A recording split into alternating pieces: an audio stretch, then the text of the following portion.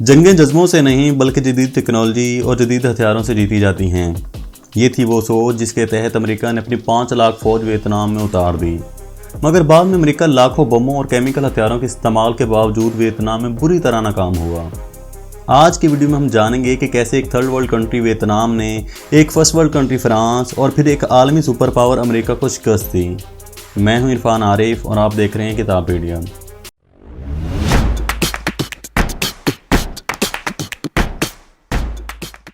ये है आज का वियतनाम, ये लाओस और ये कंबोडिया। 1860 में यहाँ फ्रांस ने कब्जा कर लिया था, मगर जब वर्ल्ड वॉर 2 शुरू हुई तो जापान ने 1941 में इस इलाके पर कब्जा कर लिया और फ्रांस की फौज को यहाँ शिकस्त हुई। 1945 तक जापान अलाइड पावर से जंग जारी रखे हुए था और इस इलाके में भी वो बरतानिया और चाइना की फौज से बेहक वक्त लड़ रहा था। मगर 1945 में अमेरिका ने एटमी हमला करके जापान को सरेंडर करने पर मजबूर कर दिया। जापान की फौज शमाल में चाइना का सामना कर रही थी और जनूब में बरतानिया का। इसलिए जब जापान ने सरेंडर किया तो यहाँ शमाल में जापान की फौज ने चाइना की फौज के सामने हथियार डाले और यहाँ जनूब में बरतानिया की फौज के सामने। ये हैं हो ची मिन, जदीद वियतनाम के बानी। ये वियतनाम को तमाम बैरूनी ताकतों से आज़ाद करवाना चाहते थे, इसलिए इन्होंने वर्ल्ड वॉर 2 में जापान के खिलाफ भी जंग लड़ी। जब चाइना और बरतानिया ने जापान को हराकर यहाँ कब्जा किया तो बरतानिया ने ये इलाका वापस फ्रांस के हवाले कर दिया, जबकि चीन ने यह जीता हुआ इलाका यहाँ के लोगों को वापस कर दिया। इस तरह शमाली वियतनाम में कम्युनिस्ट हुकूमत बनी और हो ची मिन इसके लीडर बने। मगर चूंकि फ्रांस के पास पहले सारा वियतनाम था, इसलिए फ्रांस ने शमाली वियतनाम पर दोबारा कब्जा करने के लिए उस पर हमले शुरू कर दिए। हो ची मिन और उनके लोगों ने यहाँ फ्रांस का मुकाबला करने का फैसला किया और यूं फर्स्ट इंडो चाइना वार शुरू हो गई। शमाल से वियतनाम के लोग लड़ रहे थे और जनूब से फ्रेंच आर्मी। शुमाली वियतनाम के लोगों ने घने जंगलों और दलदली इलाकों में गुरिल्ला वारफेयर का इस्तेमाल किया और फ्रांस को भागने पर मजबूर कर दिया। 1954 आते आते फ्रांस निडाल हो चुका था, इसलिए फ्रांस ने वियतनाम के लोगों के सामने घुटने टेकने का फैसला किया और 1954 में जिनेवा में एक अमन माहिदा तय पाया, जिसमें फ्रांस ने वियतनाम से निकलने का फैसला किया, जिससे वियतनाम, लाओस और कंबोडिया आज़ाद हो गए। मगर मगरबी ताकतों ने हमेशा की तरह यहाँ से भी जाते हुए अपने डिवाइड एंड रूल वाला फार्मूला इस्तेमाल किया और एक लाइन 17th पैरेलल खींचकर वियतनाम को शुमाली वियतनाम और जनूबी वियतनाम में तकसीम कर दिया। तय ये हुआ था कि कुछ अरसे बाद यहाँ रेफरेंडम होगा और शुमाली और जनूबी वियतनाम यूनिफाई हो जाएंगे, यानी मुत्तहिद हो जाएंगे।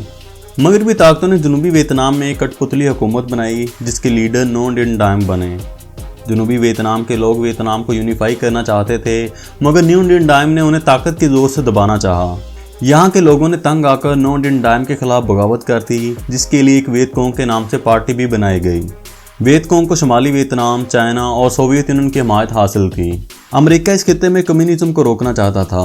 उस वक्त अमेरिका में डोमिनो थ्योरी का बहुत चर्चा था, जिसके तहत ये समझा जाता था कि अगर वियतनाम में कम्युनिज्म कायम हो गई तो फिर पूरे साउथ एशिया में कम्युनिज्म को फैलने से रोका नहीं जा सकेगा।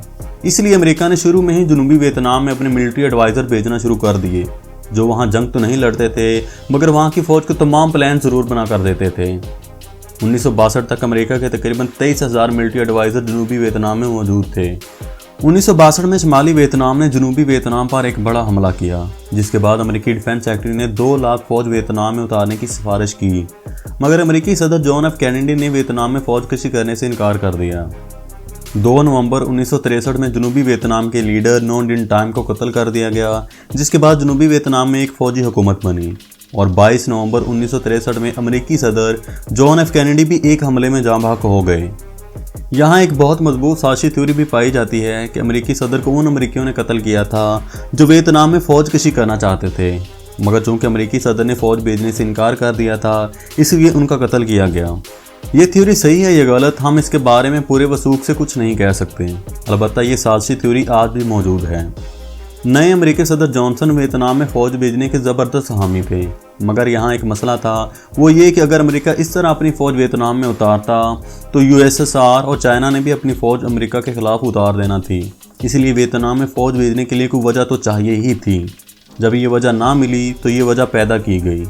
अमेरिका ने शुमाली वियतनाम पर इल्ज़ाम लगाया कि उसके गुरिल्ला फौजियों ने गल्फ ऑफ टोनकिन में मौजूद अमेरिकी बहरी बेड़े पर हमले किए हैं, जिससे अमेरिका का बहुत नुकसान हुआ है। इसलिए अमेरिका वियतनाम में अपनी फ़ौज उतार रहा है ताकि आइंदा इस किस्म का कोई हमला अमेरिका पर ना हो सके।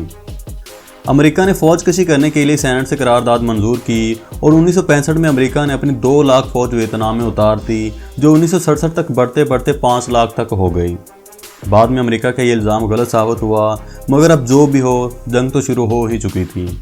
इस जंग के आगाज़ में अमेरिका ने अपनी फ़ज़ाइया को जंग में उतारा और वियतनाम पर बमों की बारिश कर दी। एक अंदाजे के मुताबिक इस जंग में अमेरिका ने वर्ल्ड वार 2 से भी ज़्यादा बम गिराए, मगर वियतनाम के लोग पहले जापान और फिर फ्रांस से जंग लड़कर गुरिल्ला वारफेयर के माहिर हो चुके थे, इसलिए अमेरिकी बमबारी उन्हें कुछ ज़्यादा नुकसान नहीं पहुंचा पा रही थी।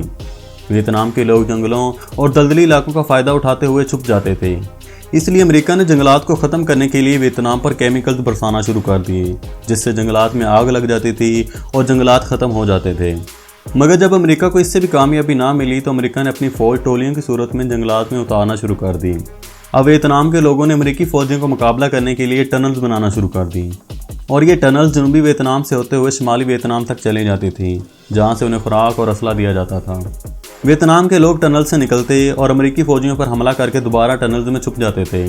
अमेरिकी फ़ौज को इस किस्म के जंगली और दलदली इलाके में जंग का कोई तजर्बा नहीं था, इसलिए अमेरिका को यहाँ भारी जानी नुकसान उठाना पड़ा।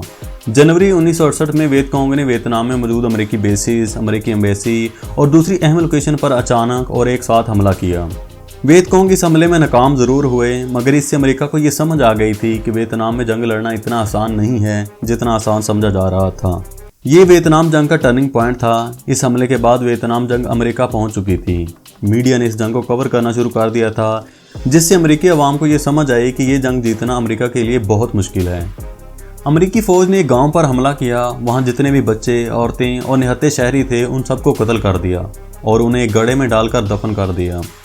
इस वाक़े के बाद अमेरिकी मीडिया ने अमेरिकी हुकूमत का साथ देना छोड़ दिया।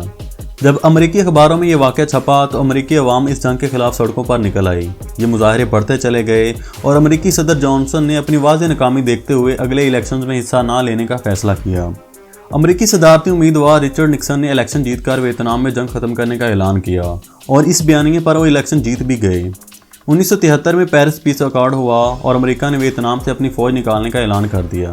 1975 में शुमाली वियतनाम ने जनूबी वियतनाम पर कब्जा करके वियतनाम को यूनिफाई कर दिया। इस जंग में अमेरिका के 58,000 सिपाही हलाक हुए और तकरीबन 1.5 लाख शदीद जख्मी हुए। इस जंग में वियतनाम के भी तकरीबन 20 लाख लोग लुकमा अजल बने। वियतनाम जंग अमेरिका की पहली बड़ी शिकस्त थी। इस जंग से अमेरिका को यह भी पता चला कि जंग सिर्फ जदीद हथियारों से नहीं जीती जा सकती। इस जंग ने सरजंग के डायनामिक्स भी बदल दिए और अमेरिका ने चाइना से दोस्ती करके यूएसएसआर का एक अहम इत्तेहादी अपनी तरफ कर लिया। इस जंग से पहले तमाम अमेरिकियों के लिए फ़ौज में कुछ अरसे सर्व करना ज़रूरी था, मगर इस जंग के बाद इस कानून को भी बदल दिया गया।